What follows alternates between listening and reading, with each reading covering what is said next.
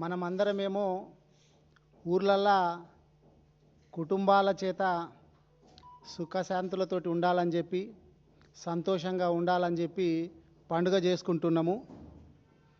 కానీ రేవంత్ రెడ్డి గారేమో జర్నలిస్టులను భయపెట్టే విధంగా పండుగ అని కూడా చూడకుండా అరెస్టులు చేసి భయభ్రాంతులకు గురి చేస్తున్నటువంటి పరిస్థితులు తెలంగాణ రాష్ట్రం లోపల కనిపిస్తున్నాయి.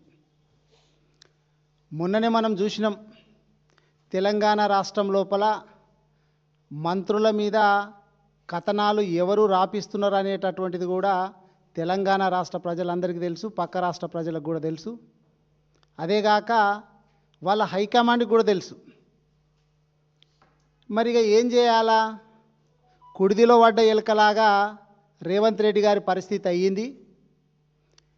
మంత్రుల ఫోన్ ట్యాపింగ్ చేసుడే కాక లీకులు ఇచ్చేసి మంత్రులందరినీ కూడా గుప్పెట్లోకి తీసుకొని పాలన కొనసాగించాలనే ఉద్దేశం చేత చేసింది డామిట్ కథ అడ్డం తిరిగింది. మరి ఇప్పుడు ఏం చేయాలా? ఏదో కొంతమందిని బలి పశువులాగా చేయాలా? జర్నలిస్టులను అరెస్టు చేయాలా?